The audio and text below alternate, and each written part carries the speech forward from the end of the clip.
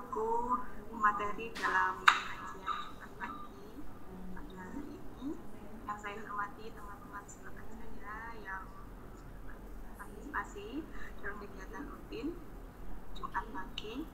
Alhamdulillahirrabbilalamin, kita panjatkan puji syukur kepada Allah SWT atas rahmat dan hidayahnya yang kita diberikan kesehatan sampai hari ini. Kita diberikan kemudahan untuk cari ilmu ini. Oke, untuk hari ini temanya adalah terkait dengan akhlak sosial. Ya, mungkin ini akan dijelaskan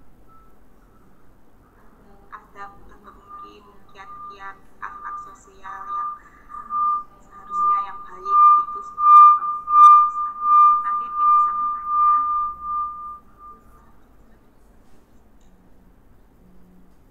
Ya. Terima kasih. Assalamualaikum warahmatullahi wabarakatuh. Bismillah, alhamdulillah, wassalatu ala sayyidina rasulillah wassalatu wa ala alihi wa ashabihi wa mawala.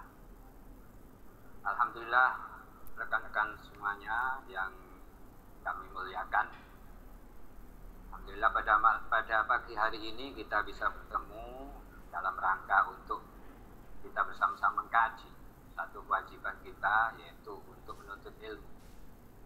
Rekan-rekan semuanya, sebelum kita menginjak pada tema, maka perlu sekali bahwa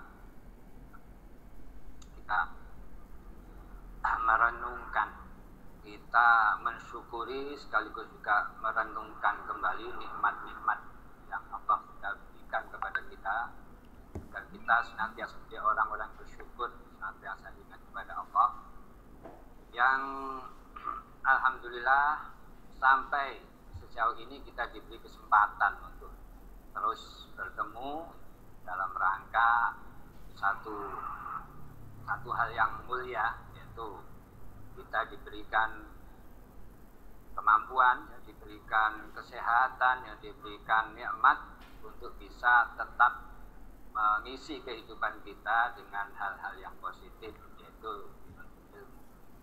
Rekan-rekan semuanya,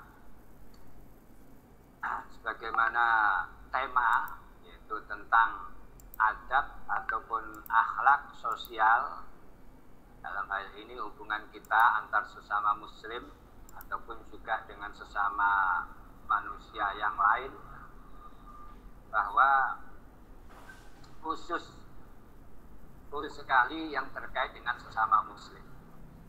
Firman Allah berfirman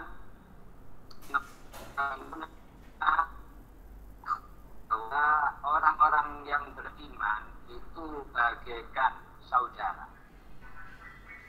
Bagaimana juga sabda Nabi, al-muslimu akhul muslim, bahwa seorang Islam, seorang muslim adalah ibarat saudara dengan muslim yang lain, sesama muslim.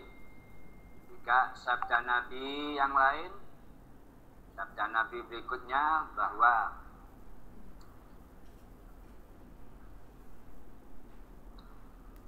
yaitu la yu'minu ahadukum hatta yuhibba li akhihi ma yuhibbu li nafsihi, bahwa tidaklah beriman salah satu dari kalian, maksudnya beriman secara sempurna, bukannya tidak beriman sama sekali, tidak, tapi tidak dianggap imannya ini sempurna, betul-betul orang yang takut kepada Allah, beriman betul, beriman yang derajat yang sangat kepada Allah, jika sampai dia suka, dia senang terhadap sesuatu yang menyenangkan bagi dirinya, itu terjadi pada saudaranya, pada orang lain, sesama muslim.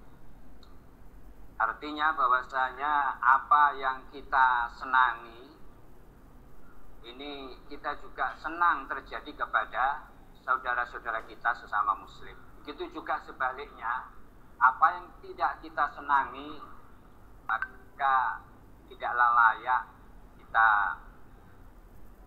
jatuhkan ketidak rasa ataupun sesuatu yang tidak kita senangi terjadi kepada sesama muslim yang lain.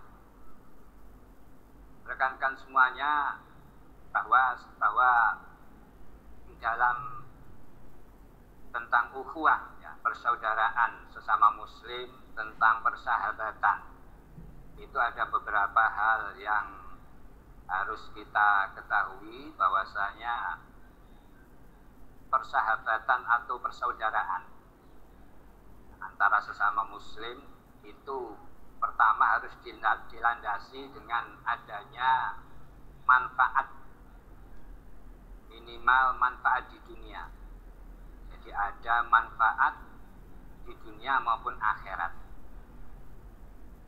Ini adalah menjadi dasar, menjadi landasan kenapa kita berteman, kenapa kita bersaudara. Artinya berarti ada syarat-syarat, ada hal-hal yang harus kita sikapi terkait dengan orang-orang siapa saja yang sepatutnya kita jadikan teman, kita jadikan saudara, dan orang-orang yang harus kita hindari. Ini tidak bisa tidak. Dikarenakan orang tadi, ya, sebagaimana dalam hadis tadi, kita antar sesama muslim itu adalah saudara, bagaikan saudara. Dan kita ini bagaikan tubuh yang satu. Artinya bahwa jika salah satu tubuh itu ada yang sakit, maka tubuh yang lain juga akan ikut merasakan. Begitu juga apa yang terjadi di saudara kita, penderitaan ataupun sakit, maka tentu kita juga akan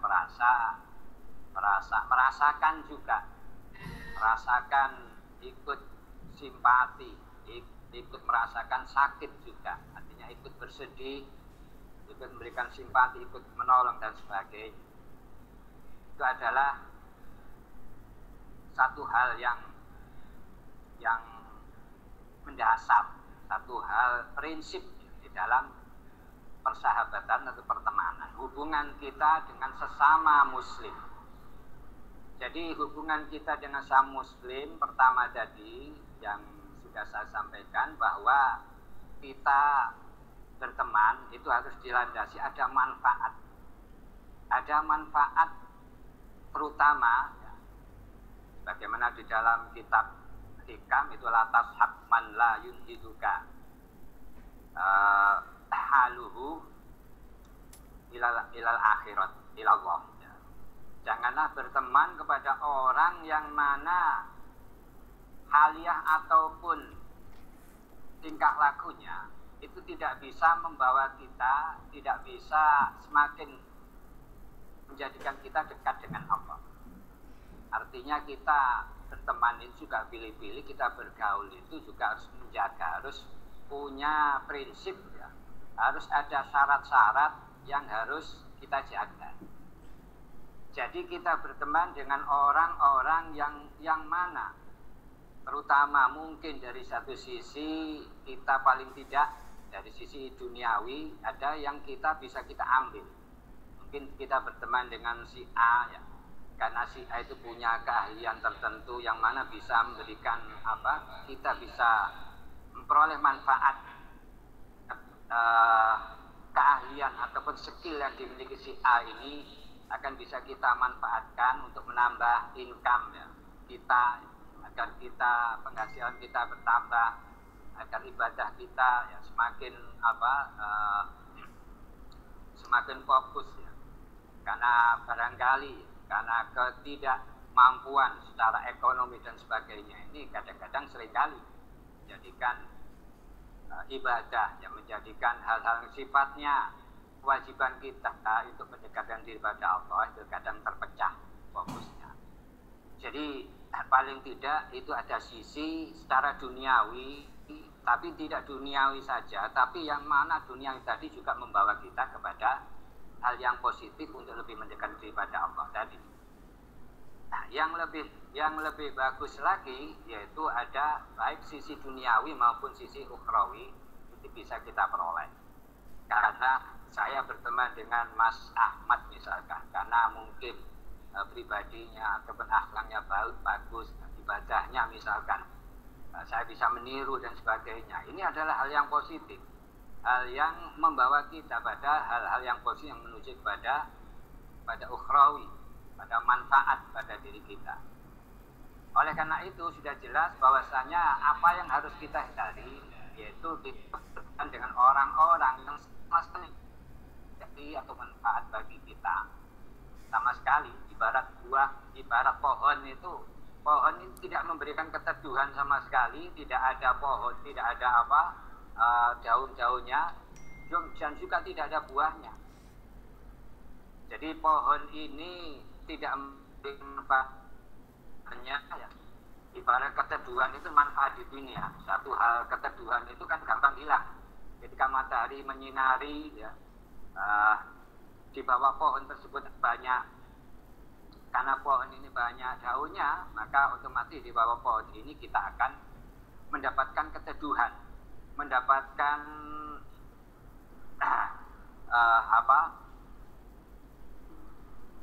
mendapat keteduhan dari sinar matahari, dari panas matahari. Ini ibarat di dunia, ya, bukan hilang. Jika mataharinya mungkin bergerak ke lebih barat, mungkin sudah bayangan dari pohon ataupun dari daun-daun tadi sudah tidak memberi keteduhan lagi. Ibarat pohon, buahnya. Nah, buah ini diibaratkan yaitu manfaat secara ukhrawi, manfaat yang akan membawa kita semakin dekat kepada Allah, manfaat secara ilmu, ya, kita akan dapat, ya, akan kita dapatkan tambahan-tambahan input-input yang positif, ya, tentang keagamaan. Ini ibarat pohon, ya. Itu seperti itu. Jadi kita pilih teman-teman orang-orang yang mana bisa memberi manfaat dari sisi keteduhannya, ya, ibarat pohon tadi, dan juga punya buah yang bisa memberikan manfaat kepada kita. Jadi jangan kita mencari ataupun berteman dengan orang-orang sama sekali tidak ada manfaat bagi kita. Ibarat pohon tadi, tidak ada daun yang bisa memberikan keteduhan, yang bisa melindungi kita dari panas matahari ataupun buahnya. Bahkan kalau bisa pohon ini penuh duri, ya.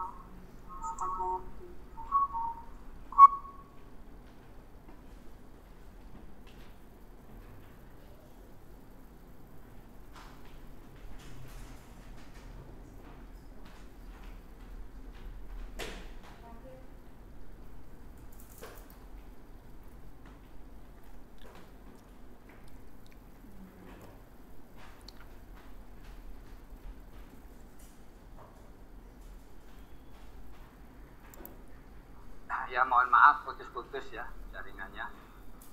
Sekali lagi berarti bahwa memang tadi sudah disampaikan bahwa sama muslim adalah bagaikan saudara.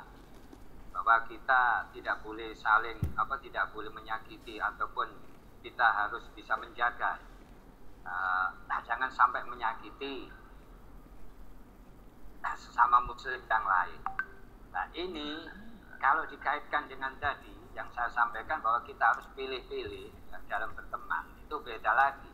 Jadi memang sesama muslim memang bersaudara, ibarat saudara.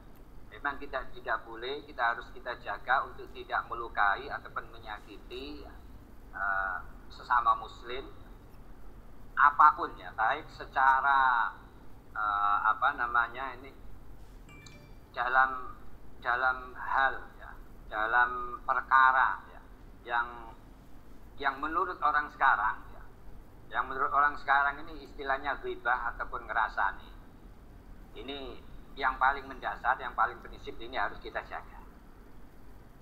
Nah, jadi ada dua hal yang saya sampaikan ini. Pertama adalah sekali lagi ini untuk tidak distrak ya. Jadi bahwa kita memang harus kita jaga persaudaraan kita, jangan sampai kita ini menyakiti ataupun menjadikan menciderai, walaupun orang lain tidak tahu, tidak merasakan. Tapi jelas bahwasanya ada aturan syariat untuk saling menutupi aib satu sama lain. Jadi man satara aurata akhihi satarallahu fid dunyal akhirah. Barang siapa yang menutupi kejelekan saudaranya, maka Allah akan menutupi kejelekannya di dunia maupun di akhirat. Artinya apa? Bahwasanya yang harus kita jaga, memang tadi kita harus berteman tadi adalah kita pilih-pilih yang bisa memberikan manfaat bagi kita. Tapi pada semua muslim kita harus kita jaga, siapapun. Apakah dia orang ahli maksiat ataupun orang yang akhlaknya jelek sekali, orang yang memusuhi kita dan sebagainya. Ini harus ada adab ataupun ada sekarang harus kita jaga, yaitu tadi bahwa kita jaga aurat ataupun aib ataupun kejelekannya tidak kita. Jadi penting sekali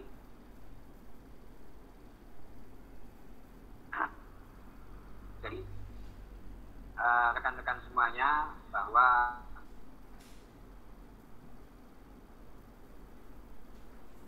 di dalam masyarakat itu seringkali kita itu kadang menganggap bahwasanya ngerasani, ghibah ataupun menyebar-nyebarkan aib orang lain itu satu hal yang wajar. Ini harus kita jaga, harus kita hindari. Bahwa sekali lagi ngerasani apa pengertian ghibah, yaitu zikruka akhoka ma yakrahu, yaitu menyebutkan sesuatu yang saudaramu atau orang lain yang tidak senang, yaitu aibnya, kekurangannya, entah itu secara fisik ataupun kelakuannya memang jelek. Itu tidak boleh ya kita umbar, kita ceritakan ya, kita jadikan bahan perbincangan dan sebagainya. Jadi mohon maaf kalau kita itu kadang di masyarakat diajarkan secara sosial, kita itu diajarkan sesuatu yang sangat salah, di mana bahkan ya di dalam mass media di masyarakat itu seakan-akan bahwasanya ajang rasanya, ajang gosip itu bisa dijadikan satu pengajaran, mengajarkan masyarakat bagaimana borok ataupun aib dari satu keluarga, dari satu orang, biasanya orang-orang kenamaan ya, artis dan sebagainya, itu dibuka, entah itu permasalahan keluarga, perceraian dan sebagainya, apapun yang itu jadi konsumsi publik. Ini jelas adalah satu hal yang salah kaprah. Jadi satu pengajaran pada masyarakat satu hal yang sangat salah. Jadi perlu ya kita kembalikan pada proporsi yang sebenarnya, bahwasanya harus kita jaga aib orang lain. Makanya kita ini dilarang ya untuk ngerasani. Rasani itu apa? Sekali lagi bahwa kita itu menyebutkan kekurangan saudara kita, apapun bentuknya, atau itu memang kelakuannya seperti itu secara fisik ataupun apapun ya, entah itu karena postur tubuhnya, karena warna kulitnya, ataupun bentuk apa secara fisiknya, bentuk tubuhnya, ataupun kelakuannya, karena memang kelakuannya ini adalah perkara yang tidak boleh kita sebarkan, kita jadikan bahan omongan. Ini adalah dosa. Jadi inilah yang namanya persaudaraan, sesuatu yang kita jangan sampai sesuatu yang tidak disenangi oleh saudara kita jadikan objek, kita jadikan satu bahan obrolan, kita sebar-sebarkan. Karena jelas orang ataupun yang punya kejelekan, yang punya hal yang tidak disenangi tadi, merasa tidak akan nyaman, tidak akan senang jika ini dijadikan sebagai bahan obrolan. Jadi mohon maaf, kadang-kadang ini salah kaprah. Banyak di masyarakat dianggap suatu hal yang tidak apa-apa, satu hal yang wajar ngerasain. Maka ini perlu kita jaga. Jadi pertama tadi bahwa kita berteman harus kita selektif ya. Kita pilih-pilih orang-orang yang berikan manfaat, paling tidak manfaat duniawi. Kemudian kita juga jaga, jangan sampai kita melukai, jangan sampai kita mengkhianati, jangan sampai kita mengumbar aib ataupun kejelekan ataupun apapun yang tidak disukai dari teman kita kepada orang lain. Ini penting sekali. Ini adalah akhlak-akhlak sosial yang harus kita jaga. Jadi mohon maaf kalau mungkin selama ini ya kadang salah kaprah di mana-mana orang ngerasani, orang ngobrol dan sebagainya. Kalau nggak ngerasani nggak enak katanya. Ya. Ini mohon maaf, kadang seperti itu. Padahal jelas ini adalah dosa. Memang ada ya, pengecualian dalam ngerasani. Di antaranya yang boleh, yang ngerasani tadi tidak dosa. Apa saja di antaranya adalah pertama, orang yang terzolimi oleh temannya ataupun orang lain. Kemudian dia menceritakan berkeluh kesah. Agar apa? Agar yang menzolimi tadi ya, ini bisa diingatkan oleh rekannya. Jadi misalkan saya terzolimi oleh seseorang, orang ini menipu saya ataupun apapun ya, menyakiti hati saya misalkan. Kemudian saya cerita, berkeluh kesah kepada teman saya yang lain, dengan harapan teman saya ini bisa menyampaikan pada yang bersangkutan untuk tidak melakukan perbuatan semacam itu. Ini boleh. Ini jelas kan orang lain. Rasani, tapi ini boleh, tidak apa-apa. Dan yang kedua adalah dalam rangka yaitu untuk menghilangkan apa? Menghilangkan mafsadah ya, menghilangkan kerusakan, menghilangkan kemungkaran. Misalkan ada orang yang berbuat jahat, orang yang sering minum minuman dan sebagainya, ini kita ceritakan, kita laporkan pada yang berwajib. Ini tidak apa-apa dalam rangka untuk menghilangkan kemungkaran. Ini diantaranya. Kemudian yang ketiga yaitu dalam rangka agar kita memperingatkan orang lain agar dari kejahatannya ya, dari kejelekannya, ada yang suka nipu ataupun yang akhlak dari hanya untuk melakukan satu kejelekan, maka kita bisa menceritakan ya, akhlak dia kepada teman-teman yang agar diwaspadai, agar tidak ikut-ikutan, agar tidak niru ataupun menghindari bahaya. Ini tidak apa-apa. Jadi kembali pada niat kita. Kemudian yang berikutnya yaitu boleh ngerasani kepada orang yang terang-terangan melakukan satu kemaksiatan. Misalkan dia terang-terangan minum-minuman di depan orang banyak, minum-minum keras di depan orang banyak, itu boleh dirasani. Karena dia terang-terangan, karena watak orang itu tidak senang sebetulnya, secara normalnya itu tidak senang menunjukkan ataupun diketahui kejelekan. Nah ini orang yang jelas-jelas malah menunjukkan kejelekannya di hadapan orang banyak. Ini tidak apa-apa dirasa. Kemudian yang berikutnya adalah meminta pendapat, meminta fatwa. Misalkan ada seorang teman yang katakanlah menipu kita, kemudian kita minta pertimbangan pada seseorang sehingga kita harus menceritakan ini, menceritakan perilaku teman kita. Itu bagaimana sikap kita, ya. Orangnya seperti ini. Nah, ini juga tidak apa-apa. Ini adalah riba, bentuk daripada ngerasani yang boleh, yang tidak dosa. Kemudian ada lagi, jadi tadi sekali lagi yang satu lagi adalah menyebutkan identifikasi, untuk mengidentifikasi seseorang, untuk membedakan ya satu orang dengan yang lain. Ini terpaksa kita harus menyebutkan ciri-cirinya. Yang mana ciri-cirinya ini ya tentu hal yang tidak disenangi, satu aib bagi orang tersebut. Misalkan ini warna kulitnya banyak, kita nyari rumahnya si A, berhubung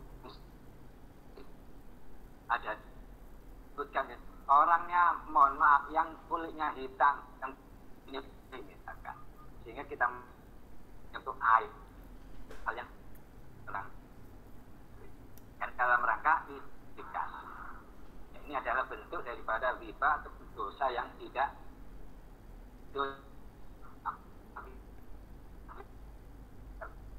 lain itu. Apalagi didasari karena hasud, karena biasa berangkatnya orang ngerasa itu kan Arab ini pada saudaranya yang ada pada orang lain. Ini adalah hasud. Dan senang sebaliknya ketika nikmat itu hilang. Makanya seringkali orang yang ini, yang di dalam hatinya masuk unsur ini tadi, maka dia akan mudah untuk ngerasain.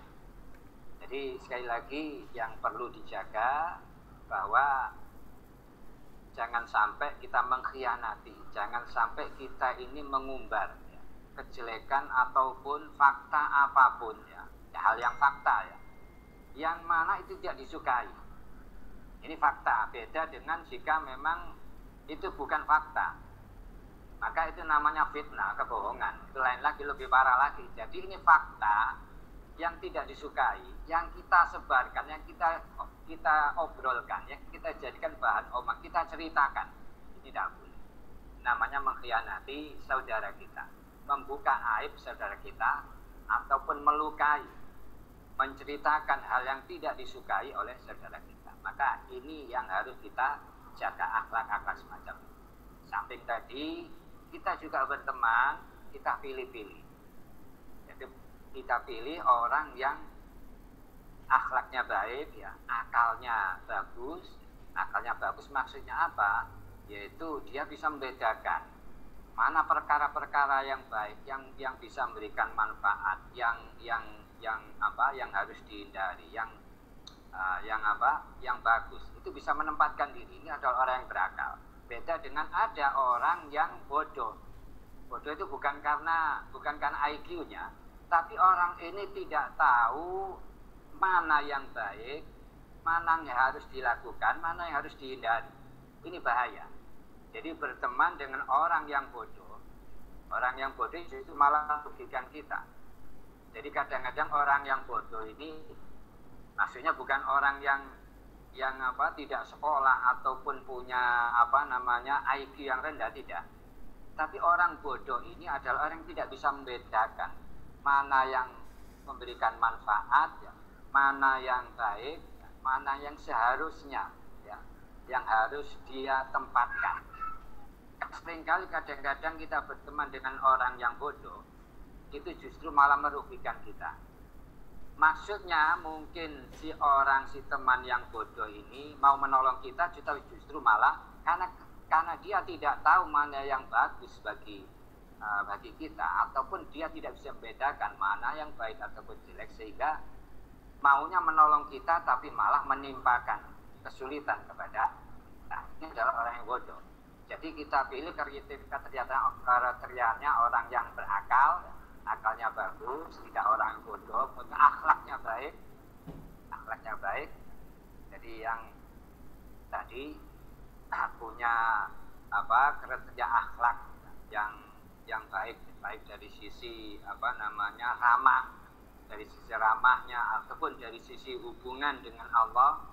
Jadi jangan akhlak itu dinilai dari dia sopan santun saja sesama manusia, tapi juga dengan Allah, ya, bagaimana dia menjalani perintah syariat, bagaimana dia menjauhi larangan-larangannya. Artinya ketakwaan itu adalah karena akhlak kita. Ini yang harus kita jadikan kriteria dalam berteman atau bersahabat.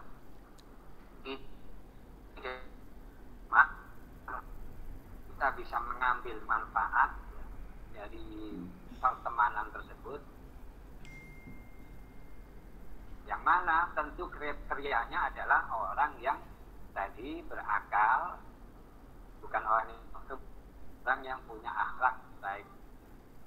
Jadi akhlak yang meliputi maupun hubungannya dengan kemudian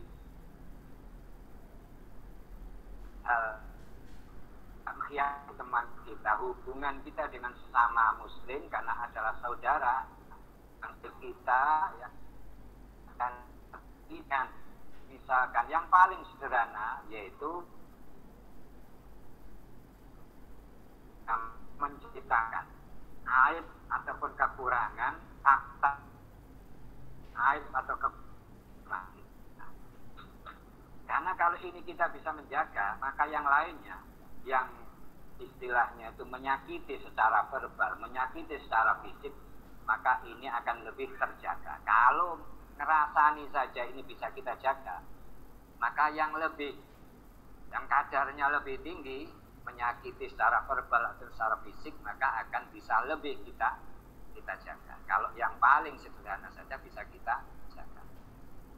Saya kira mungkin apa yang saya sampaikan sampai sejauh ini, mungkin ada pertanyaan atau yang masih kurang jelas, monggo. Oke, monggo teman-teman.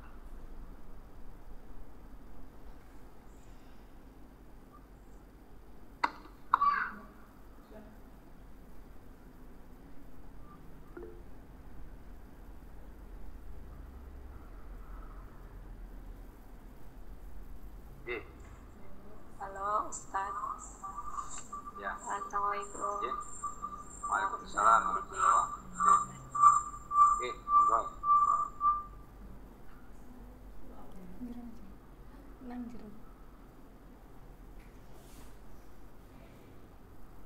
Sebentar ya Ustaz, ini biar suaranya nggak ada.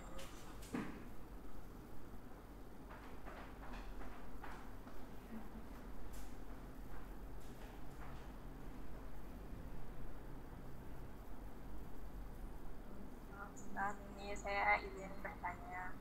Ada beberapa pertanyaan sih Ustaz dari yang panjenengan sampaikan tadi.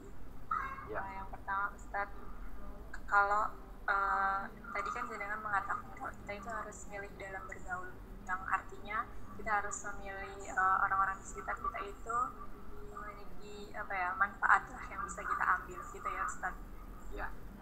Nah Ustaz, bagaimana kalau kebalikannya, kalau kita pengen memberikan manfaat itu kepada orang-orang yang mungkin istilahnya kayak kurang baik gitu loh Ustaz pergaulannya, terus kita masuk ke situ untuk kayak istilahnya mengajak lah, karena nggak mungkin kan Ustaz kalau kita membiarkan satu kehurukan atau tidak benaran lah di sekitar kita gitu. Itu gimana Ustaz menurut jenengan? Terus yang kedua, kalau kita ngerasani dalam hal kebaikan, apakah itu selamanya bisa dikatakan baik? Maksudnya kan bisa aja kayak timbul perasaan iri kayak gitu-gitu, Ustaz. Boleh nggak Ustaz ngerasani dalam hal kebaikan? Terus yang ketiga, Ustaz, tadi kan Ustaz juga sempat membahas soal ketakwaan ya Ustaz, yang berdampak pada akhlak istilahnya. Terus ketakwaan itu bisa nggak Ustaz selalu berbanding lurus dengan akhlak atau sifat kita terhadap manusia? Bisa dijelaskan seperti itu nggak Ustaz? Mungkin itu Ustaz pertanyaannya.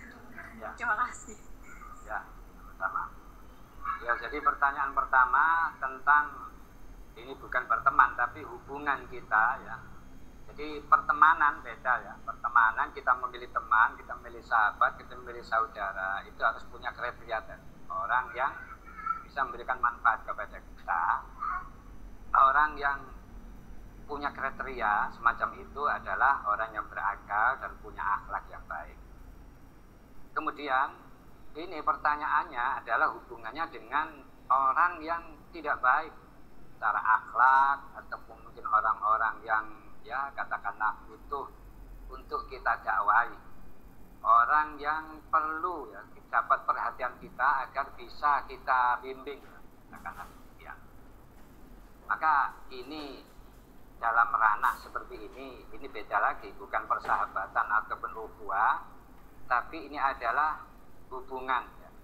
Kalau kita katakanlah melihat seseorang, entah itu tetangga, itu teman ataupun siapapun, yang mana kita punya keinginan ya, untuk memperbaiki dia, perbaiki akhlaknya dan sebagainya, atau katakanlah dia ini perangainya buruk, punya akhlak yang buruk. Ini bagaimana agar kita katakanlah kita bisa bersikap ya, secara baik, bersikap secara proporsional menurut syariat.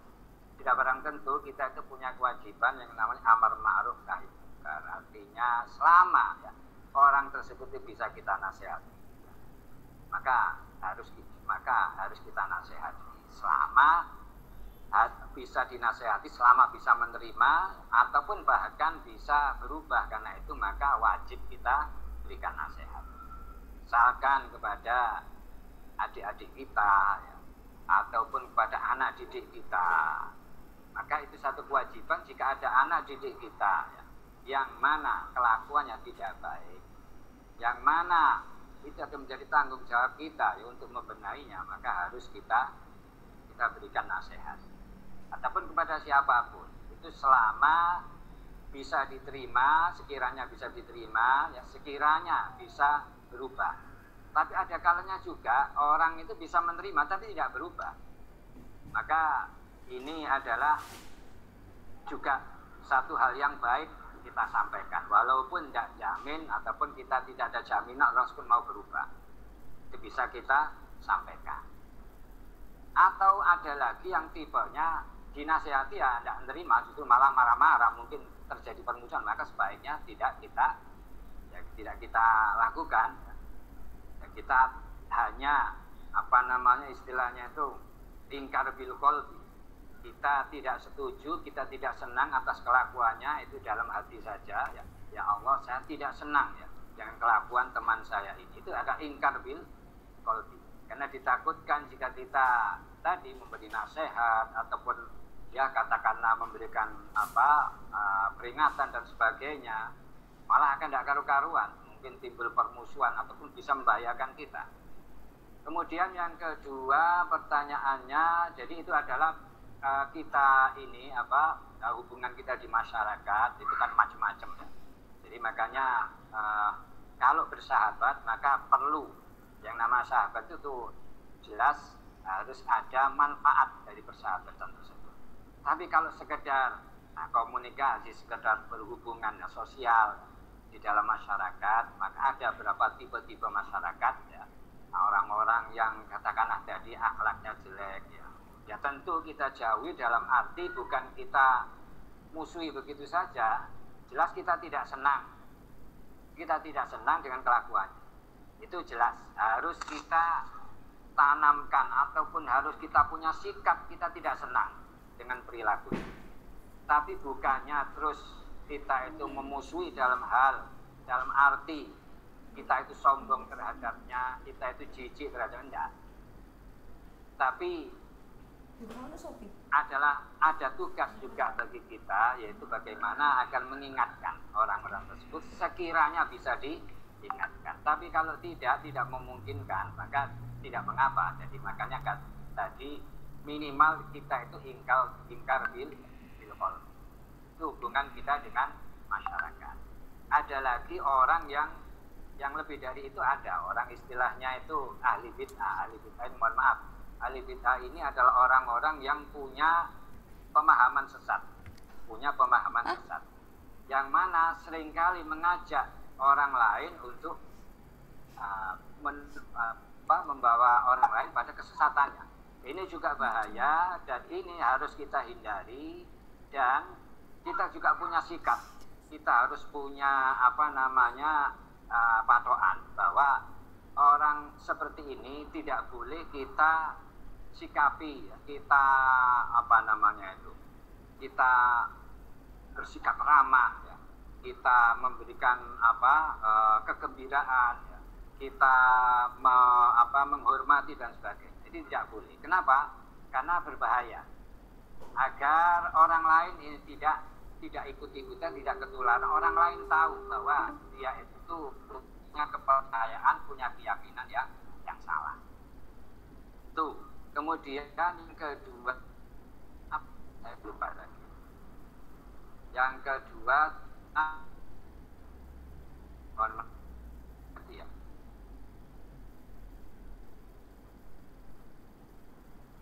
yang kedua tadi apa ya?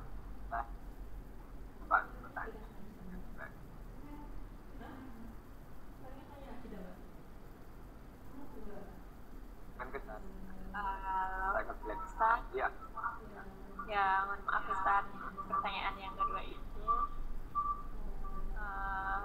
kalau kita ngerasa dirinya dalam hal kebaikan kayak pencapaian orang lain itu Ustaz, apakah itu bisa dikatakan baik? Tapi kan kadang itu kayak ada perasaan timbul iri gitu Ustaz. Itu boleh nggak Ustaz? Jadi sekali lagi ini yang kedua pertanyaannya kembali pada jadi bahwa itu menciptakan sesuatu fakta yang tidak disenang oleh orang lain, tapi itu bukan kerasan, karena bukan sesuatu yang oleh orang lain. Menceritakan prestasi orang lain, kebaikan orang lain itu bagus. Cuman ya jadi jangan sampai percakapan ini ya prestasi orang lain dilandasi karena rasa hasud. Maksudnya bagaimana? Iri tadi ya. Rasa hasud itu tidak senang atas nikmat kita tersebut. Nah, jadi kalau menceritakan kebaikan orang lain itu hal yang bagus. Tapi kalau menceritakannya tadi dilandasi dengan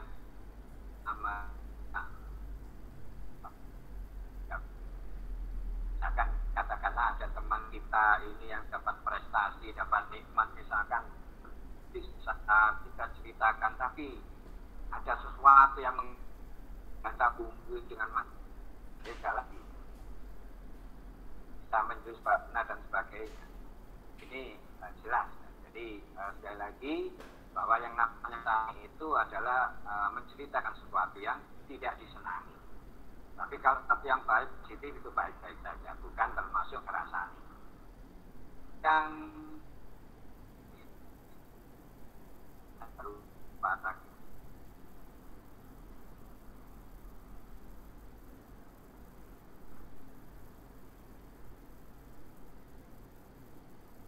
yang ketiga tadi apa ya?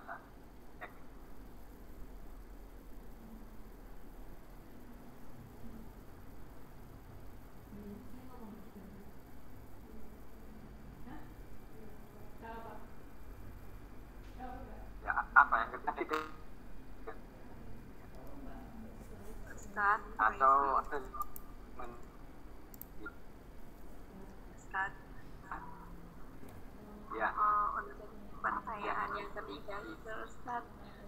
tadi kan dengan juga bahas soal ketakwaan ya Ustaz. Nah, pertanyaan. Ya, saya ingat. Ya, ketakwaan apakah ada relevansi ataupun keterkaitan ya dengan akhlak. Tapi jelas bahwasanya ketakwaan lelaki takwa dan takwa adalah menjalankan perintah Allah secara maksimal ya, sekuat tenaga dan menjauhi larangan-larangan secara total. Ini jelas sekali bahwasanya buah dari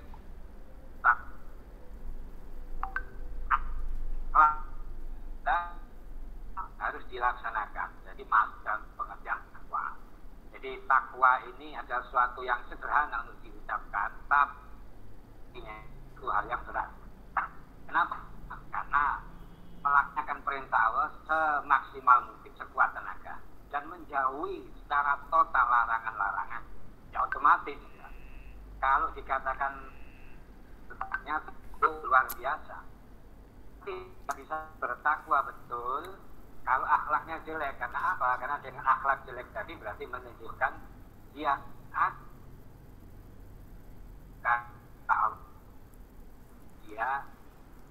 langgar larangan-larangannya. Jadi ya jelas ya. Jadi orang yang bertakwa otomatis punya akhlak yang baik. Jadi jangan dikonotasikan bahwa yang namanya takwa itu hanya terkait ya dengan ibadah, dengan hubungannya dengan Allah semata. Tapi takwa ini secara luas, jadi melaksanakan semua perintahnya semaksimal mungkin dan menjauhi semua larangannya. Otomatis orang yang bertakwa tentu akhlaknya luar biasa. Jadi sekali lagi ini tadi yang bisa saya sampaikan ya dari 3 pertanyaan tersebut. Mungkin ada yang lain, masih ada kesempatan atau waktu bisa di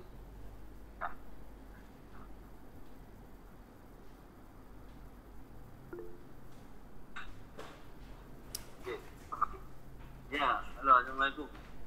Ustaz, wabarakatuh. Ya, Ustaz, saya terlambat gabung. Poin saya begini, Ustaz. Ini juga terjadi di masyarakat, termasuk kampung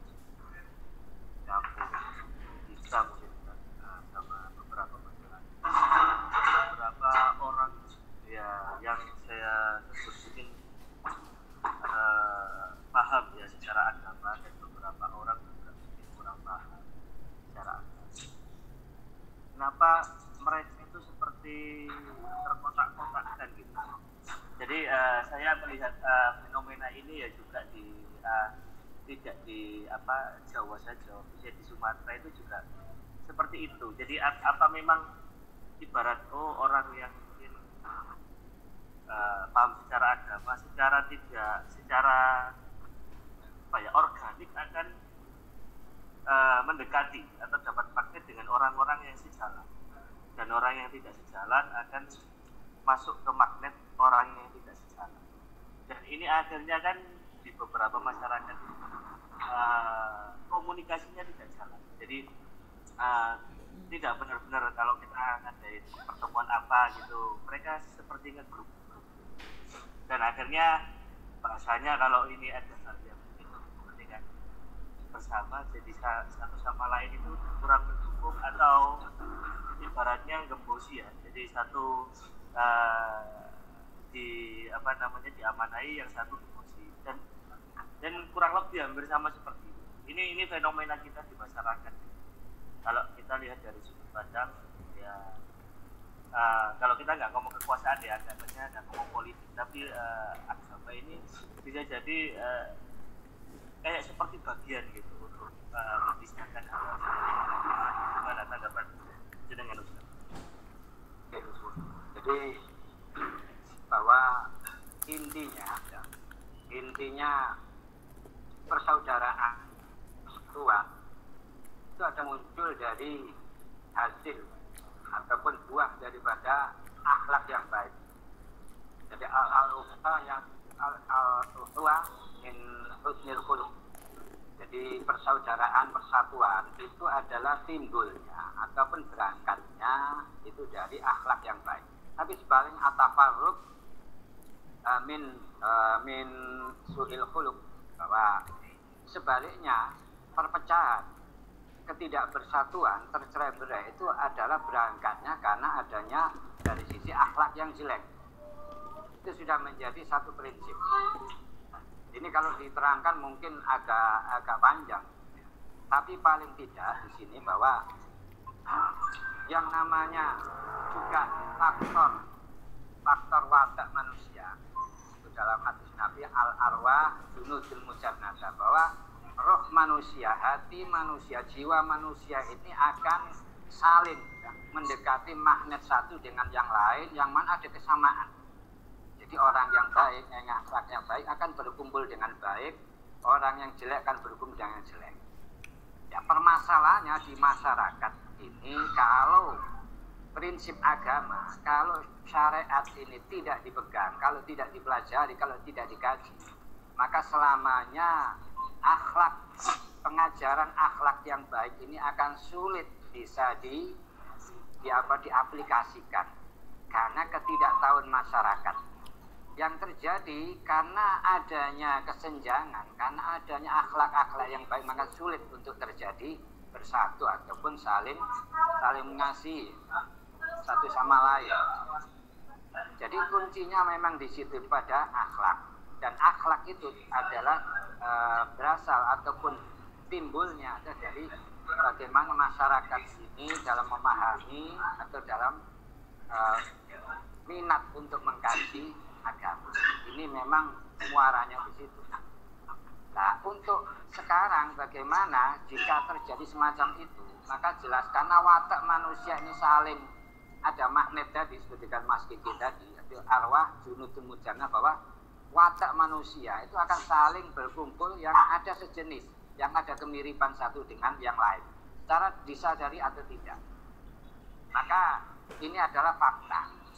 Dan sedang bagaimana kita mensikapi jika salah satu pihak atau dalam masyarakat ada yang jelas-jelas akhlaknya jelek, maka harus kita jaga, jangan sampai kita ketularan. Nah, untuk tidak ketularan, maka tidak kita jadikan teman. Ya, komunikasi kita bagus, kita bergaul, kita normal, ya, kita biasa saja, tapi tidak kita jadikan sebagai teman. Kenapa? Ya tadi karena berteman, sering bergaul, ya, sering berkumpul dengan orang yang akhlak jelek, ini nulari, bahwa disadari atau tidak akan ketularan. Kita yang baik mungkin kan kebanyakan berkumpul dengan orang yang akhlak jelek, ya akan jadi demikian. Jadi makanya kita tadi dari awal menjaga jangan sampai kita ini banyak bergaul, bersahabat dengan orang-orang yang bukan kriteria, yang mana tidak ada dalam kriteria memberikan manfaat bagi kita baik duniawi maupun ukhrawi. Nah, maka jelas-jelas kalau tidak ada manfaatnya, maka kita jaga jangan sampai kita ini bergaul erat, akrab atau menjadi teman kita. Ya kita komunikasi biasa saja, tapi kita hindari jangan sampai kita ketularan. Nah, fakta bahwasanya ini tadi yang disampaikan Mas Kiki tadi, bahwa di masa ada kesenjangan, ada pengelompokan, ini memang tidak bisa tidak sudah menjadi watak secara batin, roh atau jiwa manusia memang seperti itu. Jadi yang jelek akan berkumpul dengan jelek, yang baik akan berkumpul dengan baik. Walaupun kita itu kita mensikapi bagaimana membina hubungan baik, kita bisa merangkul orang-orang, kalau bisa mendakwakan pada orang yang kurang baik tadi, agar bagaimana bisa kita tarik, kita bisa perbaiki. Itu jika kita bisa. Jika kita bisa, maka kita lakukan. Tapi kalau tidak bisa, dikhawatirkan malah kita sendiri yang jadi korban, yang ikut ketularan, maka ya sekali lagi jangan kita mendekat. Jadi makanya pendakwah itu beda lagi. Ya. Kalau golongan orang pendakwah tentu punya tugas ini, ya, merangkul orang-orang demikian. Nah, saya kira mungkin waktunya ini sudah hampir berakhir ya. Barangkali mohon maaf, barangkali keterangan saya masih belum lengkap, bisa dilanjut di pertanyaan lewat Japri, monggo ya, saya senang sekali kalau ada teman-teman yang bertanya ya lewat Japri akan lebih leluasa ya.